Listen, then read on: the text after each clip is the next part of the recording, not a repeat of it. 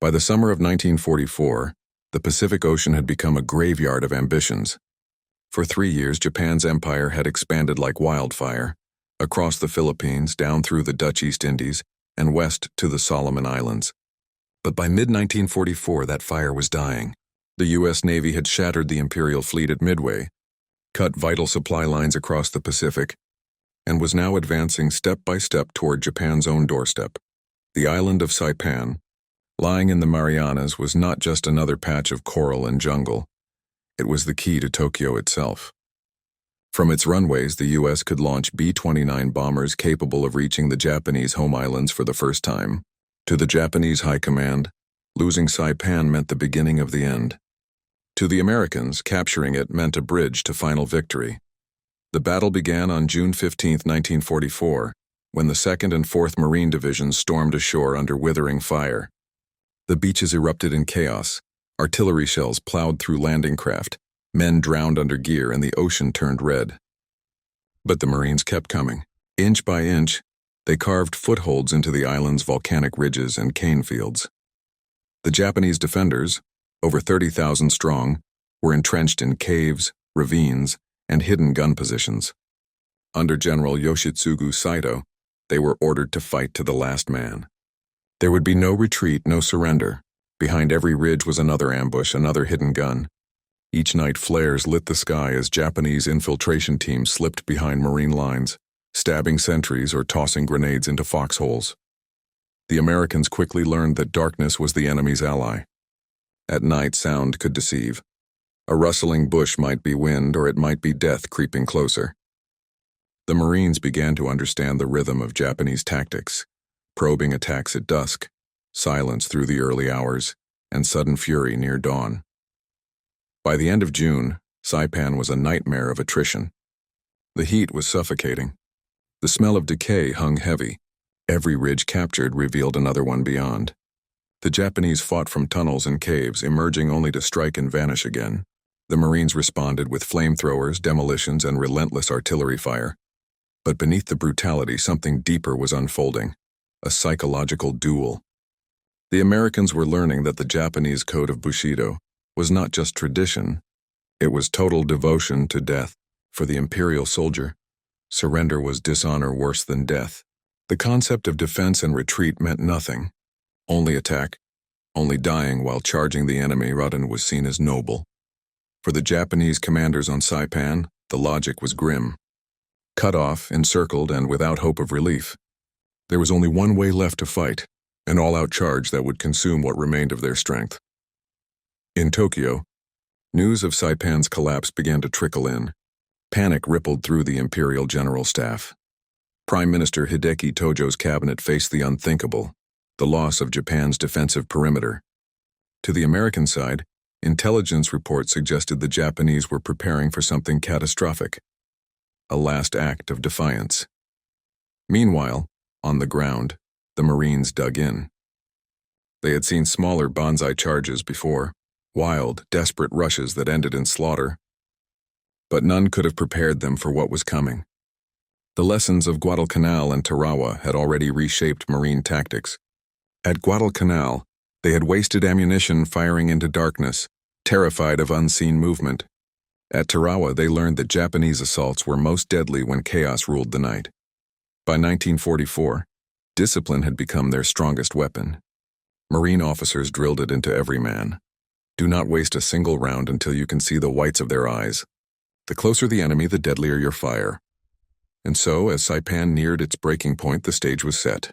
The Americans held firm defensive lines across the island's northern plain. Ammunition was stacked high. Machine guns were positioned for overlapping fields of fire. Mortars were zeroed in on likely approaches. And yet every Marine in the line could feel the same quiet dread. They knew the Japanese would not simply fade away. They would come, and when they did, it would be in the darkness. As night fell over the shattered ridges of Saipan, the last fragments of Japan's 43rd Infantry Regiment gathered in the shadows, bloodied, exhausted, and prepared to die. Their officers spoke of honor and destiny. Their emperor's name was whispered like a prayer. Soon they would charge, and across the lines the Marines waited, silent in their foxholes, hearts pounding under helmets dusted with ash. They had one plan, one instinct drilled into them. Let them get close. Then open fire, because on this island, patience would mean survival. By the first week of July 1944, Saipan was nearly lost for Japan. General Yoshitsugu Saito, commanding the island's defenders, faced a choice no Japanese officer had ever wished to make: continue a hopeless defense or die with honor. His forces had been shattered by weeks of naval bombardment, airstrikes, and relentless marine assaults. Communication with Tokyo was gone. Ammunition was running dry. Food was gone. Medical supplies were gone. What remained was the one resource the Japanese still possessed in abundance: human resolve. In the caves and ridges north of Garapan, Saito gathered the remnants of his army: soldiers, sailors, construction workers, even the wounded. He addressed them through interpreters. "We will advance to attack the American devils. We will die with a shout of 'Long live the Emperor!'" To the Western mind, it was madness. To the men of the Imperial Army, it was transcendence, a ritual of honor, a final act of loyalty to the Emperor. The Japanese command structure was built upon the Bushido Code, the samurai ethos reborn in modern form. In defeat, death was not failure. It was purification. On the American side, intelligence reports hinted that the enemy was preparing for something extraordinary. Patrols heard movement at night, massing of troops, muffled voices, distant chanting. Yet even the most seasoned Marines underestimated what was coming. The 27th Infantry Division of the U.S. Army had recently relieved sections of the exhausted 2nd Marine Division near Tanapag Plain, on the island's northwestern coast. Their lines ran across flat, open terrain, a vulnerable sector. Just behind them, elements of the 105th Infantry Regiment and supporting Marines dug in, constructing fields of fire with interlocking machine guns, mortars, and barbed wire. The Marines had grown familiar with night assaults by now. They had learned the value of silence. A nervous trigger finger could reveal a position and waste ammunition long before the real attack began. Instructors back on Tarawa had drilled the same lesson. Don't shoot until you're sure. Let them come close. Kill them clean, so the plan was clear. Should another night assault come, they would hold fire until the enemy was nearly upon them, when every bullet, every blast would have devastating effect. As dusk settled on July 6th, the Marines watched strange movements on the northern horizon, small fires flickering along the ridges, then fading. Sporadic gunfire echoed, followed by eerie chanting.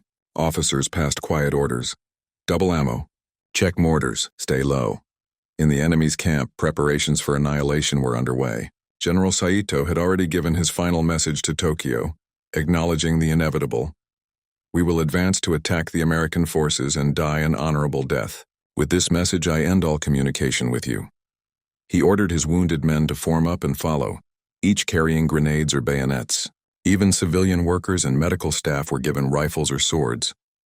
Around 4,000 Japanese soldiers, supported by over 1,000 wounded and irregulars, began assembling in the darkness near Mount Tapochau.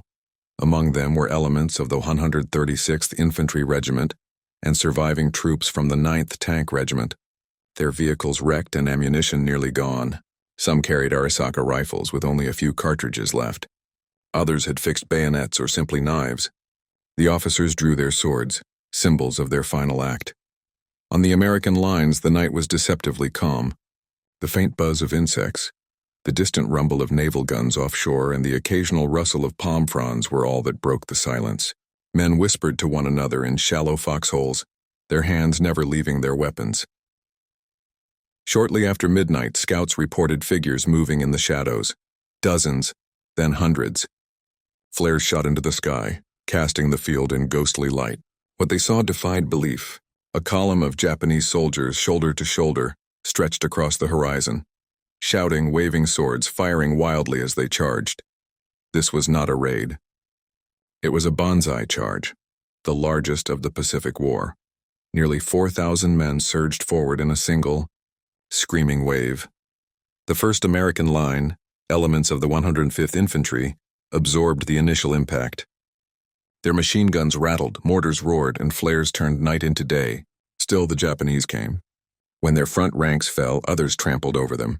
Some crawled through the smoke, clutching grenades, hurling themselves into foxholes. Others fired arisakas from the hip, screaming, "Tenoheka Banzai!" Long live the Emperor. To the Marines, it felt like the island itself was charging them, and yet through the chaos the discipline held. Officers barked steady orders, "Hold! Hold your fire! Closer now!" The tactic that had been born in the bitter lessons of Tarawa and Guadalcanal was about to meet its ultimate test. The Marines let them come, until the range closed to mere yards. And then, they unleashed everything they had. The Marines let them come, until the range closed to mere yards. And then they unleashed everything they had. In war, the human heartbeat becomes a weapon, or a weakness. On Saipan's northern plain, as the night of July 7th unfolded, the Marines and soldiers of the 105th Infantry sat in a silence more terrifying than any artillery barrage. They could hear the enemy before they could see him. The rhythmic thump of thousands of boots, the rising hum of voices, the faint metallic click of bayonets. Every instinct screamed to fire, to break the tension. But training held them still. Inside those foxholes, fear took on a strange form. It was not panic. It was focus sharpened by terror. A private pressed his cheek against his rifle stock, counting his breaths. Another clutched a crucifix in the dark. A sergeant checked the alignment of his Browning machine gun for the 10th time. They knew what was coming. They just didn't know when. In the distance, a bugle's wail cut through the night, ancient, haunting, almost beautiful. Then came the roar. The ground trembled. Thousands of Japanese soldiers surged forward, their shouts echoing through the dark. To the Americans, it was the sound of insanity, a human storm charging toward death. To the Japanese, it was liberation through sacrifice. When the first wave hit, all sense of order vanished. The Americans fired blindly at first, then regrouped, reloading with practiced rhythm. Machine guns cut down whole ranks, tracers arced through smoke, and mortars burst overhead, raining steel. Men screamed, cried, prayed, and fought. Yet through it all, they remembered one thing drilled into them since training. Don't waste a round until you can see them. It was control born from fear, and it was lethal. To a civilian, the idea of letting thousands of charging enemies approach within yards seemed suicidal. But to a Marine tactician in 1944, it was science. Every Marine understood the geometry of death, the relationship between distance accuracy and ammunition. The M1 Garand rifle could hit a man-sized target at 500 yards, but in the dark, under panic, accuracy collapsed beyond 100. Firing early meant missing. Missing meant wasting rounds. And when thousands of attackers were coming, waste meant death. So the Marines built their defenses for controlled proximity. Machine guns were placed to create interlocking fields of fire, overlapping zones that would cross just 50-70 yards in front of the line. That way, when the Japanese entered that invisible grid, they would be caught in a hurricane of bullets from multiple directions. Mortars were pre-sighted on fixed coordinates, not to stop the first wave, but to seal off escape routes, cutting down anyone retreating or regrouping. Even the artillery offshore had its ranges plotted to the yard. Then came the key doctrine, fire discipline. Every man was told, don't reveal your position until they're in the kill zone. That patience turned chaos into precision. As the Japanese drew close, the Americans unleashed a calculated storm, machine guns mowing down dense ranks, rifles firing in synchronized bursts, grenades filling gaps where the enemy broke through. It wasn't luck. It was mathematics applied to horror. By letting the enemy approach, the Marines turned the Japanese banzai into a tactical suicide pact. Technology, in this battle, was both savior and executioner. The Browning M1917A1 water-cooled machine gun with its heavy barrel and slow deliberate rhythm became the backbone of the defense. Mounted low to the ground, its overlapping arcs shredded the charging waves. Crews worked with mechanical precision, one feeding the belt, another aiming, another changing barrels as the gun hissed with steam. Some Browning teams fired over 10,000 rounds in a single night. Beside them, The M1919 air-cooled machine gun spat shorter bursts, sweeping across the field where survivors crawled or stumbled. Mortar crews worked by instinct, hands blistered from heat, lobbing shells into pre-marked ranges. Every flare that burst overhead cast a ghastly tableau, rows of charging soldiers illuminated like ghosts before being cut down again by invisible fire. And yet, amid the cold precision of weapons, there was chaos. Guns jammed. Ammo ran low. Some Marines resorted to sidearms, knives, even entrenching tools. The closer the fight became, the more the modern battlefield dissolved into primitive combat. Men grappling, stabbing, choking in the mud. Still, the principle held. The Marines had turned patience into power. They had learned that the closer the enemy came, the more predictable his death became. It wasn't cruelty, it was survival. By dawn, the battlefield was littered with bodies, burned, broken, silent. The tactic had worked, perfectly, terribly. And it was only the beginning of the lesson Saipan would teach the world about human endurance and tactical restraint. From the Marines' perspective, the night had been a test of control and calculation. But from the Japanese side, the men who charged into that wall of fire, it was something else entirely.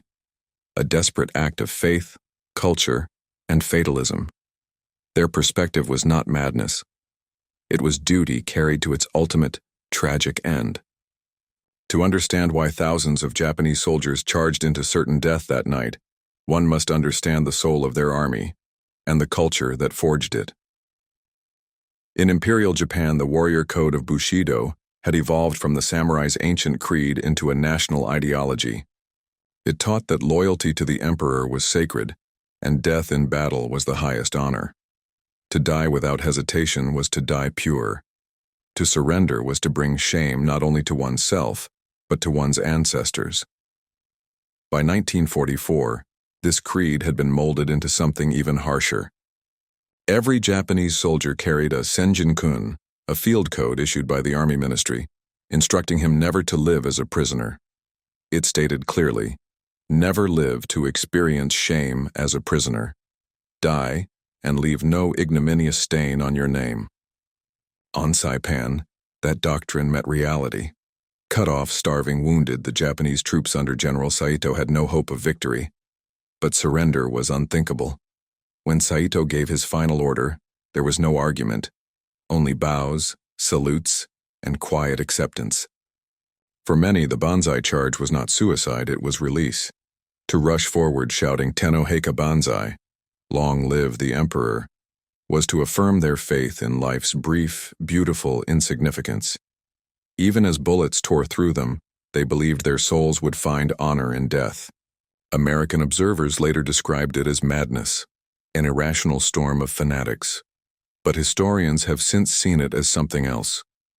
Cultural determinism.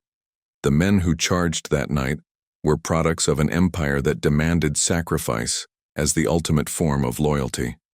For the Marines facing them, this mindset was almost incomprehensible and terrifying. They were fighting men who didn't fear death, men who wanted to die, and that single truth forced the Americans to adapt, to turn reason into weapon and discipline into survival. Leadership under fire is not about glory, it's about control. On the night of July 7, 1944, that control was tested like never before. Officers of the 105th Infantry Regiment, men like Colonel William O'Brien and Lieutenant Colonel William J.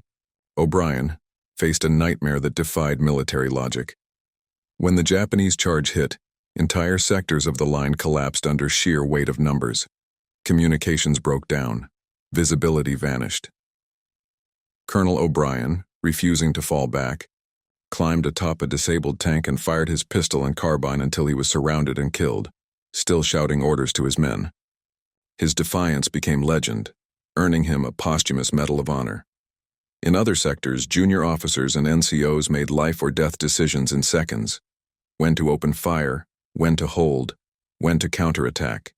Each order carried the weight of hundreds of lives. Their calm, deliberate control amid the chaos was the only thing that kept the line from breaking. Even the simplest command, Hold your fire until they're close required near superhuman composure. To stand still while an army charges, you to wait until their faces are visible in the muzzle flash, that demands a level of trust in leadership few humans ever experience. In that trust, the Marines and soldiers of Saipan found their strength. Leadership was not about speeches or rank that night. It was about presence. Men followed those who didn't flinch, and that steady courage, more than firepower, turned the tide of the battle. At dawn, the field fell silent. The rising sun revealed a landscape beyond comprehension. Thousands of Japanese bodies stretched across the plain, stacked in grotesque layers. Many had died clutching rifles that had never fired. Some lay in groups, hands still intertwined. For the Americans who survived, there was no joy in victory, only exhaustion, disbelief, and a hollow sense of what war truly meant.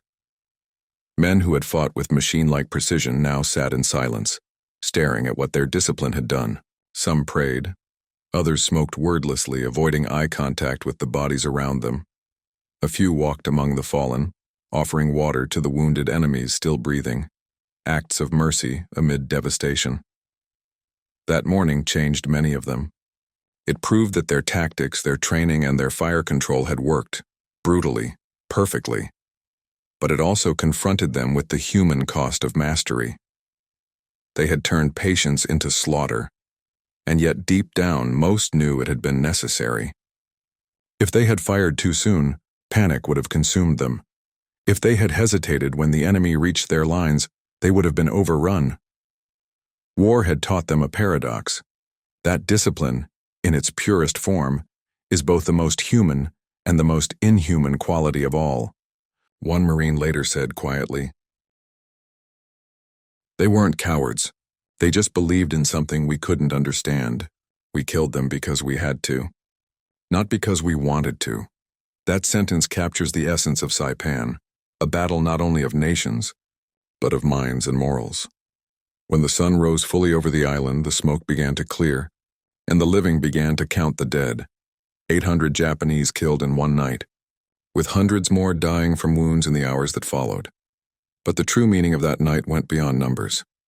It was the clash of two worlds, one that sought honor through death, and one that sought survival through patience. From this point, the story moves into its breaking point, the climax turning point, when the line itself nearly collapsed under the second wave, and Marines were forced into hand-to-hand combat amid the corpses of the first, the moment when tactics gave way to raw survival. By late June 1944, Saipan was already a graveyard. What began as a pristine island of palms and coral was now a cratered battlefield, littered with twisted metal and scorched bone. The American advance had carved deep wounds into Japanese defenses, yet the enemy refused to surrender. Lieutenant General Yoshitsugu Saito, the commander of Saipan's garrison, knew his situation was hopeless. Cut off from resupply, short on ammunition, and surrounded, his men were starving and exhausted. But surrender in the Bushido Code was unthinkable. The Emperor's soldiers were taught that death in battle was the only honorable path. And so, as the American lines tightened around the island's northern cliffs, Saito prepared a final act, one that would burn Saipan into the pages of military legend. While the Marines fortified their positions, Saito issued his final order. All remaining troops will advance to attack the enemy and die an honorable death. He gathered his staff in a small, shattered cave near Mount Tapochau. Those who were too wounded to walk were given grenades and told to take their own lives. Others fixed bayonets, wrapped themselves in the rising sun, and prepared for a charge unlike any seen before. To the Americans, the pattern of battle was shifting. The enemy's artillery had fallen silent. Patrols encountered fewer snipers, and radio intercepts picked up desperate transmissions, calls for spiritual preparation and final farewells. To the Marines, it felt like the quiet before something terrible. In the humid night air, U.S. commanders met in hushed tones across the shattered terrain. Brigadier General S.D. Bruce of the 27th Infantry Division and Major General Holland Howlin' Mad Smith of the Marines had already clashed bitterly over tactics in previous days. But now differences didn't matter. They knew the Japanese were preparing something catastrophic. Intelligence officers estimated fewer than 3,000 enemy troops remained. They were wrong. More than 4,000 Japanese soldiers, including infantry, sailors, and wounded men dragged from field hospitals, were converging for one last charge. It would be the largest banzai attack of the entire Pacific War. The Marines of the 8th Regiment, holding the line near Tanapag Plain, braced for the storm. Their positions were strong but exposed. Machine gun nests, foxholes, and sandbagged ridges hastily arranged after days of brutal combat. Many men were down to half ammunition. Some hadn't slept in 48 hours. As the sun set on July 6th, eerie lights flickered in the distance. The Japanese were burning documents, flags, and the bodies of their dead. Then the silence. For the first time in weeks, the island seemed still. At midnight, Sergeant Bill Hunold of the 105th Infantry recalled hearing strange noises, like chanting carried on the wind. It was coming from the hills, he said.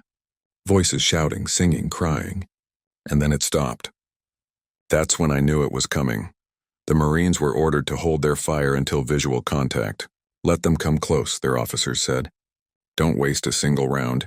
It was a tactical decision and a psychological one. The Japanese believed in shock and overwhelming terror. They would charge screaming, bayonets flashing, trying to break the enemy's spirit before even reaching the line. But the Marines understood the mechanics of war better than most. They knew that the closer the enemy came, the more lethal their defensive fire would become. The night deepened. The jungle steamed with heat and tension. Then around 4:30 a.m., the horizon erupted. Hundreds of Japanese soldiers emerged from the darkness, screaming Tenno Heika Banzai, "Long live the Emperor!" as they stormed the American line. It began as a wave, then another, then a flood. Machine guns opened up, cutting the first ranks to pieces. But still they came, over the bodies of their comrades, firing rifles, swinging swords, stabbing with bayonets. Even the wounded crawled forward, grenades clutched in shaking hands. And through the chaos, the Marines did exactly what they had been told. They waited. They let them get close. Too close. The true test of their discipline, courage, and tactical mastery had begun. For the Marines on Saipan, that night was not just another battle. It was a confrontation with the limits of human endurance, a test of what men could bear when civilization stripped away every comfort and left only survival.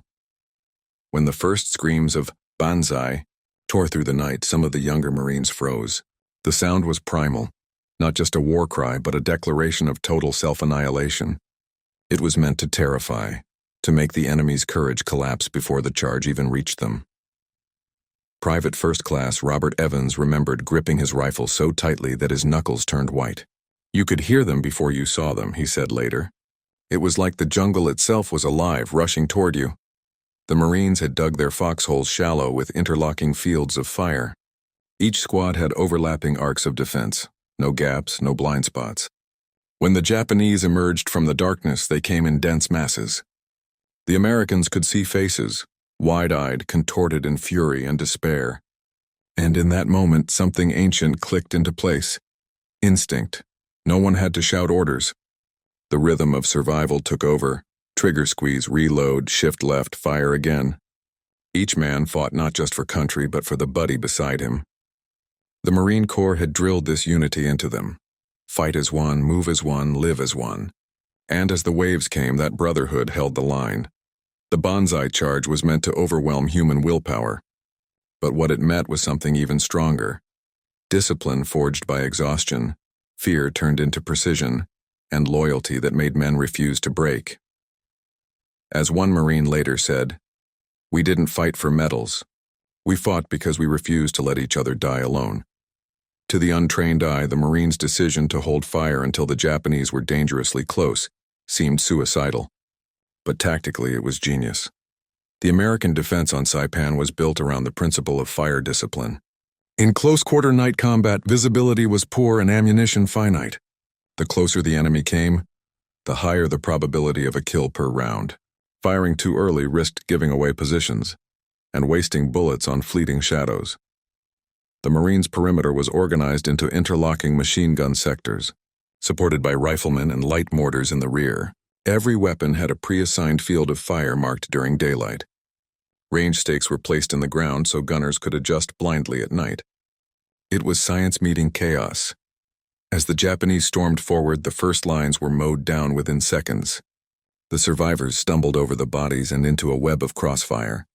One Japanese officer, Captain Nakamura, later described the field as a wall of invisible death, where every meter closer meant another dozen men falling. The American M1919 Browning machine guns cut through flesh and air at 500 rounds per minute. Barmen switched targets in rhythm, while riflemen picked off stragglers who slipped through. And when the enemy finally reached the foxholes, grenades and bayonets finished what the bullets had begun. It was not just killing, it was controlled defense. A deadly geometry of overlapping arcs and coordinated bursts. The key was patience. Every Marine had been warned, don't shoot at the dark. Let them show themselves. When the Japanese came within 20 meters, their silhouettes lit up in the tracer fire, and that's when the real slaughter began.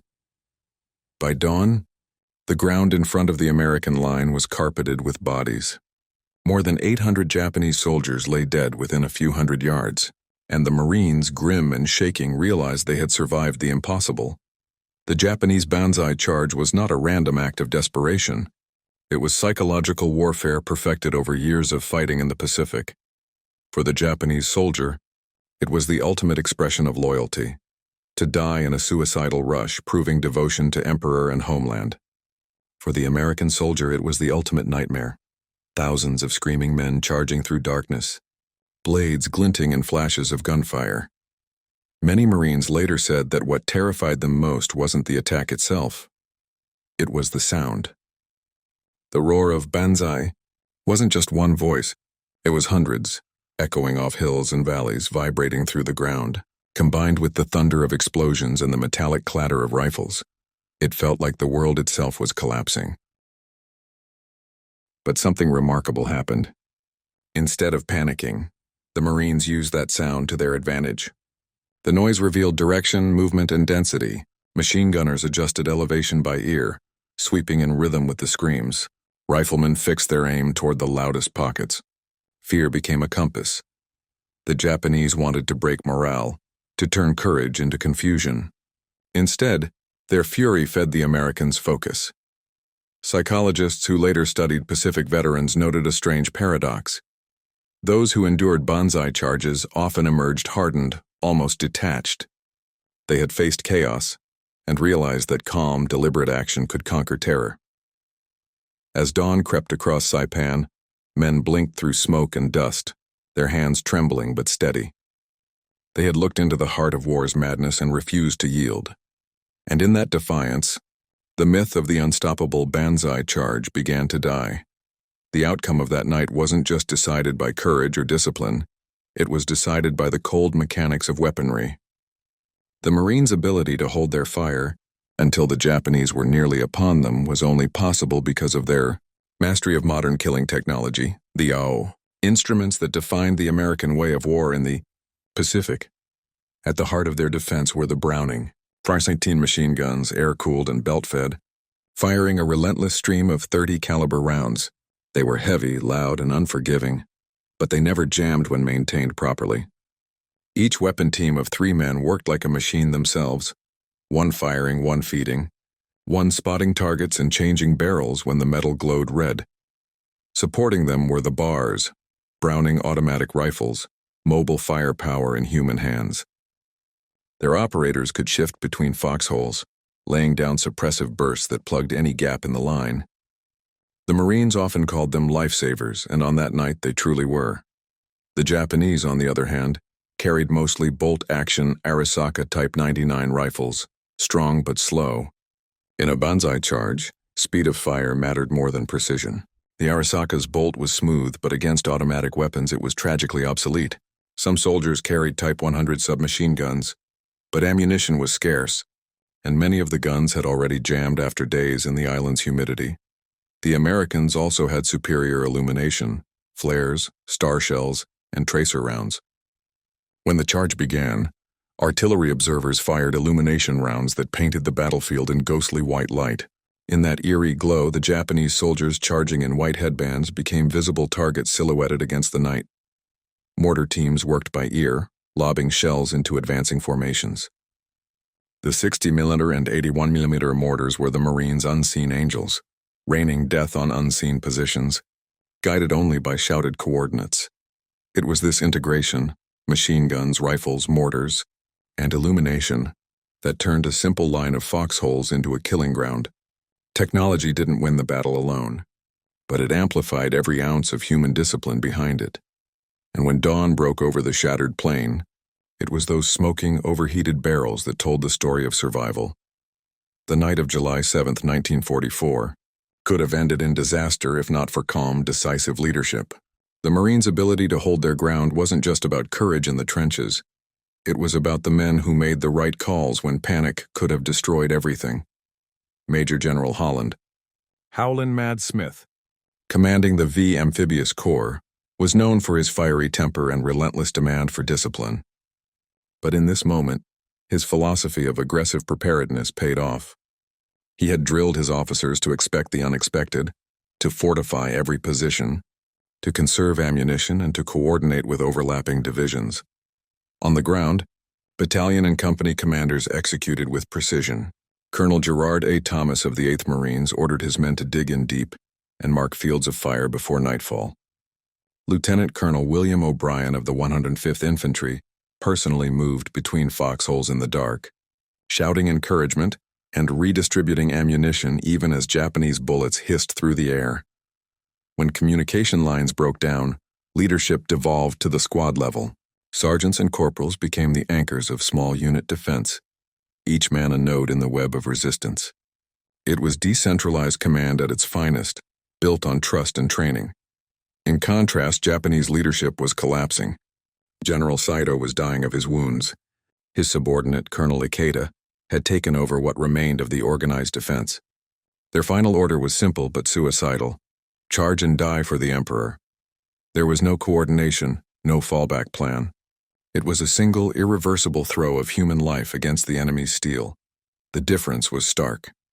The Americans fought with controlled aggression. The Japanese fought with doomed devotion, and history records which approach endured. The Banzai Charge of Saipan was more than a military action. It was a cultural collision between two worlds.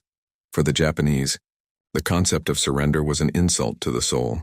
Bushido, the warrior code, demanded death before dishonor. Every soldier was taught that to fall into enemy hands was to shame one's family and emperor. Thus, even when defeat was certain, mass suicide or last-stand charges were considered sacred acts of loyalty. For the Americans, this logic was incomprehensible. Their goal was victory and survival, not ritual death. The Marines saw the Banzai Charge as madness, but to the Japanese it was purity. When the two ideologies met that night, the result was horror. After the charge failed, Marines found scenes that haunted them for life. Hundreds of Japanese soldiers had committed suicide with grenades. Others, too wounded to move, had used their last bullets on themselves. One Marine remembered walking among the bodies and whispering, "They could have lived." It was a tragedy beyond the battlefield, a glimpse into the psychological chasm between East and West in 1944. And yet, amidst the carnage, some Americans felt reluctant respect. The Japanese had fought to the very last man. In a twisted way, both sides saw in the other a reflection of their own extremes, courage taken to its breaking point. The morning after, as the Marines buried the dead and prepared for the next push north, the cost of that honor lay silent before them. The world was learning that the Pacific War was not merely a clash of armies. It was a war of souls, and that collision was about to reach its deadliest moment. The night of July 7, 1944, was supposed to be quiet. The Marines of the 8th Regiment and soldiers of the 105th Infantry were dug in across the Tanapag Plain, their lines thin but solid. Many had fallen asleep in shifts. Some were cleaning rifles under red-filtered lamps. Others, exhausted from days of fighting, simply lay staring at the stars, unaware that within the next few hours, they would face one of the largest human waves in modern military history. It began around 4:30 a.m. A low, rhythmic drumming echoed across the hills.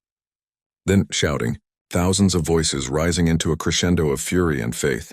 The sound grew until it became one massive roar. Tenno Heika Banzai. Long live the Emperor. Out of the darkness, the Japanese came in waves. not creeping, not cautious, but charging, headbands tied, rifles raised, bayonets fixed, wounded men carried on stretchers, even doctors and cooks running beside the infantry. It was not a coordinated attack. It was an explosion of desperation. From the front line, Sergeant William O'Brien of the 105th Infantry shouted orders over the chaos. "Hold your fire. Let them come." His men gripped their weapons and waited as the sound grew louder, boots pounding the earth, blades glinting in the first dim light of dawn. Then, at less than 50 yards, the order came. Open fire. The night split open. Machine guns roared to life, their tracers stitching red lines across the darkness. Mortar rounds whistled overhead and detonated in the charging masses. Men screamed, fell, and were trampled by those behind them. Still, the wave surged forward, stepping over bodies, dragging comrades, screaming until the sound no longer seemed human. Private John Carey, manning a Browning .30 caliber, fired until the gun barrel smoked and warped. "It was like mowing grass," he said later. "They just kept coming. You couldn't believe they were real men." The Japanese broke through in several places, storming foxholes with rifles and swords. The fighting devolved into hand-to-hand chaos. Bayonets, knives, even entrenching tools turned into weapons. Sergeant O'Brien was shot in the shoulder but refused evacuation. He mounted a machine gun atop a knocked-out half-track and fired until he was overrun. When they found him later, his weapon was empty and 13 dead Japanese lay around his position. The scale of the assault was apocalyptic. Over 4,000 Japanese soldiers, including rear echelon troops, medics, and officers, had joined the final charge. Their orders were simple: break the American line or die trying. For hours, the battle raged in the darkness. The Americans fired until barrels glowed red, then switched weapons and fired again. Grenades exploded at point-blank range. Corpsmen dragged wounded men from the front as bullets cracked through the air like rain on tin. The Japanese momentum seemed endless, until it suddenly wasn't. As dawn broke, the rising sun revealed the full horror. The ground ahead of the Marine lines was no longer earth. It was carpeted with bodies. The last organized Japanese unit had been annihilated. Yet still, isolated groups fought on. Some pretended to be dead, then rose and attacked from behind. Others detonated grenades beneath themselves rather than surrender. Captain Ben Salomon, a U.S. Army dentist serving as a battalion surgeon, became a legend that morning. When his aid station was overrun, he grabbed a rifle from a fallen soldier and fought his way to the front. Witnesses later recounted how he moved from foxhole to foxhole, firing until his position was swarmed. They found his body days later, behind a machine gun surrounded by 98 dead Japanese soldiers. By 10 a.m., the Banzai charge had burned itself out. What remained was silence, broken only by the crackle of small fires and the cries of the wounded. In that silence, Marines walked among the dead, checking for movement. One described the scene as, like a river of flesh, flowing but not alive. Over 4,300 Japanese soldiers lay dead across the plain. The Americans had lost more than 650 men, including many who died defending their positions to the end. It was over. The largest Banzai charge of the Pacific War, and one of the bloodiest close-quarters engagements in U.S. military history, had ended in total annihilation. But the battle for Saipan was not yet finished. Even as the smoke cleared over Tanapag, the last remnants of the Japanese army were retreating toward the cliffs of Marpi Point, where an even darker chapter awaited. The plain near Tanapag was now eerily quiet. The smoke from burning brush and shattered ammunition hung heavy in the humid air, casting a gray veil over the broken landscape. The Marines stood among heaps of bodies, stunned, trembling, their ears still ringing from hours of unrelenting gunfire. But Saipan had one last tragedy to deliver. In the aftermath of the Banzai charge, the remaining Japanese defenders, soldiers, civilians, and even wounded survivors, began falling back to the island's northern cliffs near Marpi Point. The Americans called it Suicide Cliff and Banzai Cliff after what they witnessed there. For General Saito, the charge had been the final military act. Gravely wounded and barely able to stand, he retreated with his staff into a cave overlooking the sea. Knowing the end was near, he composed a final message.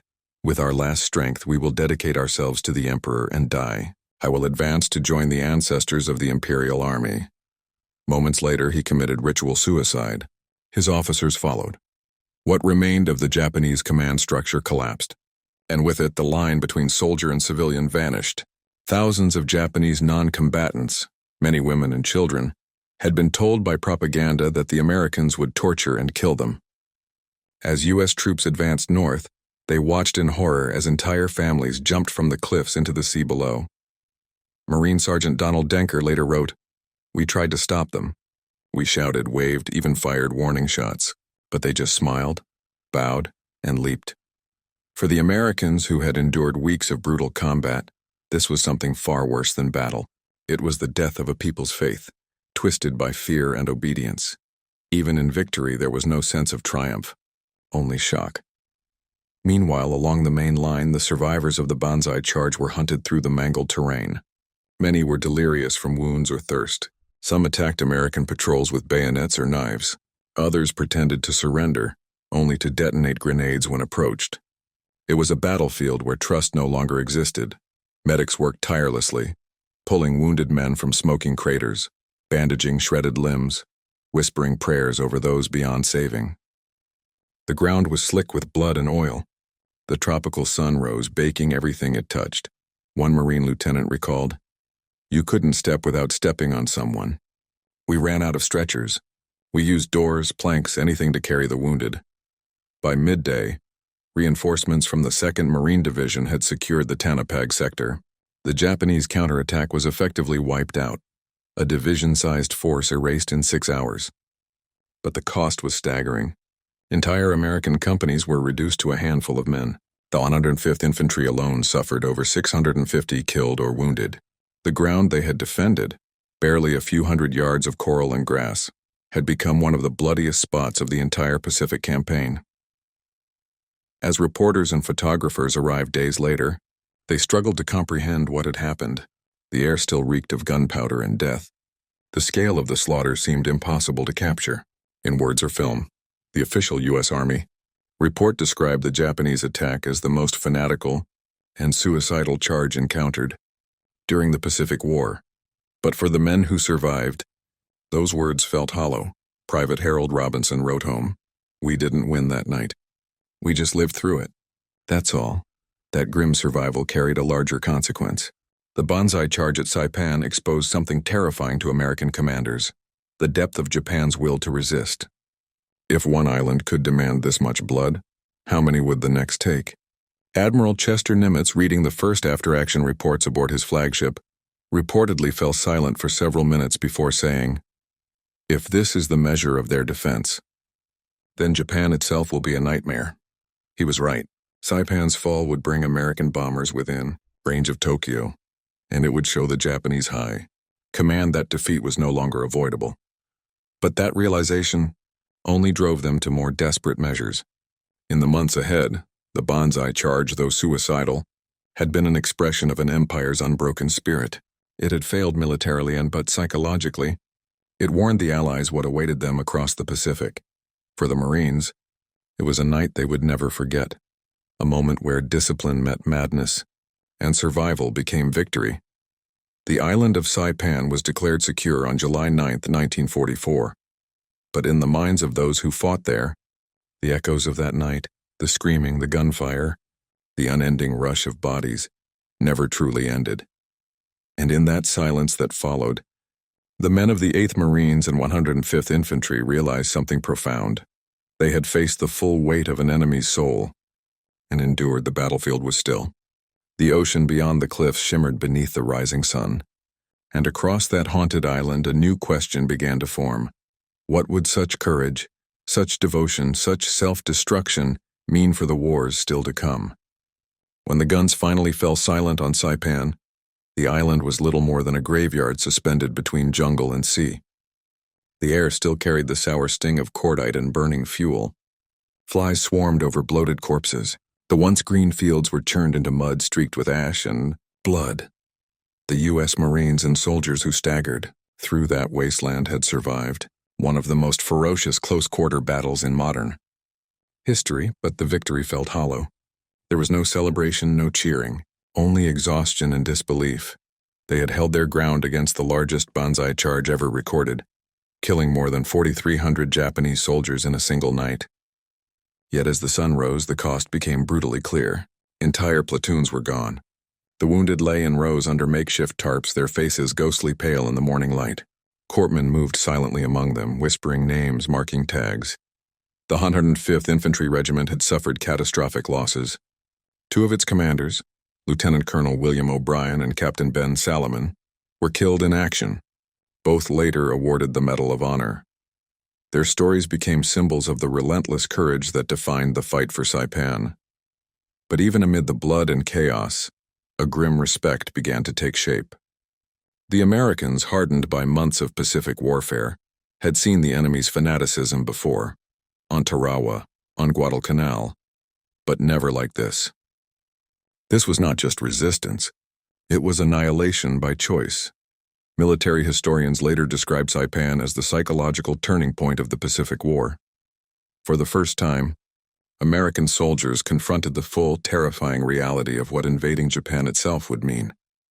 If an isolated garrison of 30,000 troops could fight to the death, what would happen on the Japanese mainland, among millions? That question haunted every commander in the Pacific. When Admiral Nimitz toured the battlefield days later, he stopped at the northern cliffs where hundreds of civilians had leapt to their deaths. He stood in silence for nearly 10 minutes, watching the waves crash against the rocks below. Then, without turning to his aides, he said quietly, "This is why we must end it as swiftly as possible." The human cost of Saipan rippled far beyond the island. Back in Tokyo, the loss triggered a political earthquake. Prime Minister Hideki Tojo, the architect of Japan's expansionist war, was forced to resign less than 2 weeks later. It was a public admission, though never spoken aloud, that Japan's empire was beginning to crumble. Strategically, Saipan's capture changed everything. With the island secured, the U.S. Navy immediately began constructing massive B-29 air bases on its coral plateaus. From these runways, superfortress bombers could now reach Tokyo, Nagoya, and Osaka directly. The war had entered its final, most devastating phase. Every city burned by those bombers, every raid that followed, could trace its path back to that one night when the Marines held their fire and waited for the enemy to get too close. But before the air raids, before the atomic bombs, before Japan's surrender, Saipan left one last scar on those who fought there. Veterans carried the memory of that night like a wound that never closed. Many could never describe it. Some simply called it the charge. Private Robert Evans, who had survived by inches, said in a post-war interview, "You don't forget what it's like to see that many men run toward you just to die. It changes what you think war is." Saipan was no longer just a battle. It was a revelation, a moment when modern warfare met medieval honor, when human willpower collided with machine precision, and when the Marines proved that even in the face of madness, discipline could triumph.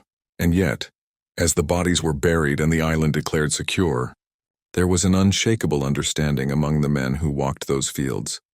This was only the beginning of something even darker.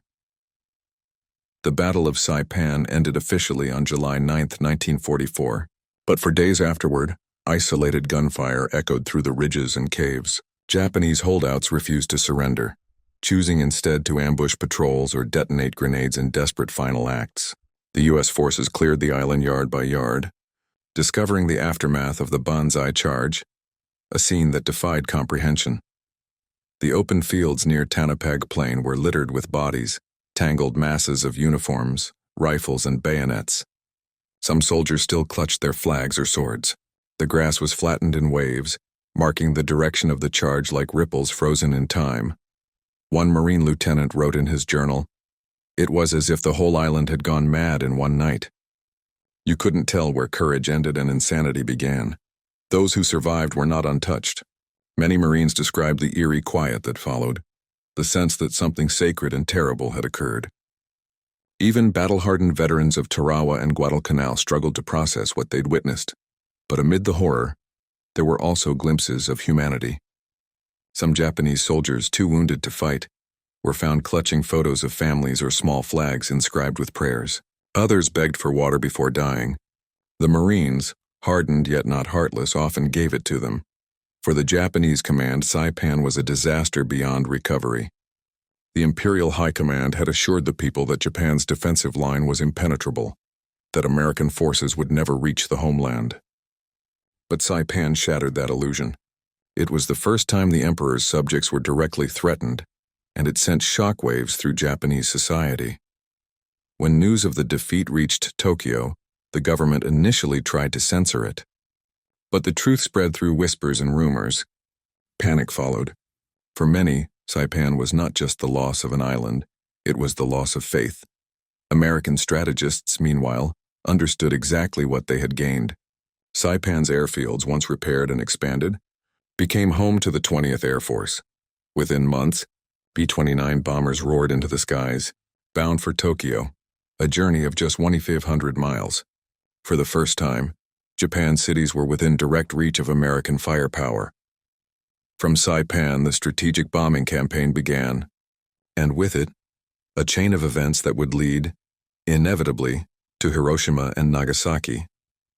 But before the bombs fell, before surrender was even conceivable, the lessons of Saipan reshaped American combat doctrine. Officers studied the Banzai Charge in exhaustive detail, how the Japanese massed their forces, how they exploited gaps in the line, how they weaponized fear. In response, U.S. units refined their perimeter defenses, improved night visibility, and established kill zones supported by overlapping fields of fire. By the time American troops landed on Peleliu, Iwo Jima, and Okinawa, they were ready for what was coming. They would never again allow themselves to be caught off guard by a mass charge in the night. Yet the Banzai Charge never truly returned in its original form. After Saipan, the Japanese High Command recognized its futility. No matter how brave, no matter how fanatical, men with rifles and swords could not break through artillery and machine guns. The age of heroic suicide assaults had ended, replaced by the cold precision of defense-in-depth warfare. Still, the spirit of the Banzai Charge, the will to fight to the last man, endured until the final days of the war. It lived on in the caves of Iwo Jima, in the cliffs of Okinawa, and in the hearts of soldiers who refused to surrender, even when the world around them collapsed. For the Americans who had faced it, that spirit became both a warning and a legend. They had stared into the purest form of human resolve, and survived. In the end, the weapon that stopped the Banzai Charge was not a gun, not a tank, not a grenade. It was discipline, the calm, unshakable control of men who held their fire until the moment mattered most. That night on Saipan proved that victory in war does not belong to the loudest or the bravest, but to the most composed, those who can stand firm when chaos itself comes screaming through the dark. When the sun rose over Saipan on July 8, 1944, the battlefield was silent again. The ground that had trembled with the fury of 10,000 men was now still, marked only by smoke, silence, and the distant hum of flies. The Banzai Charge had burned itself out like a dying star, consuming everything in its path. For the Marines, it was a night that would never leave them. Some called it victory. Others simply called it survival. They had seen courage and madness collide and learned that in war, those two often look the same. The Japanese soldiers who died that night fought with a conviction that defied reason, born not of hatred, but of duty, culture, and despair. To them, surrender was not an option. It was a stain on the soul. In that belief, thousands found death rather than dishonor. But history, in its quiet honesty, reminds us, bravery alone does not decide a war. Discipline does. Precision does. The ability to hold fire, to master fear when every instinct screams otherwise. That is what wins in the end. Saipan became more than just another island battle. It marked the moment when America's path to victory became irreversible, and Japan's descent into defeat began. The fall of Saipan opened the skies to Tokyo, reshaped Pacific strategy, and signaled to the world that the tide had finally, irrevocably turned. Yet even now, decades later, the story of that night remains haunting, because within that chaos and within the screams, the gunfire, and the silence that followed, lies the essence of human conflict itself. Courage clashing with futility, loyalty consumed by ideology, and men on both sides doing what they believed was right. And so, The Marines who waited in the dark, and the soldiers who charged into it, both became part of a truth larger than themselves, a truth written in the blood-soaked fields of Saipan, that even in the most violent corners of history, humanity endures, not through the roar of battle, but through the quiet strength of those who choose discipline over despair.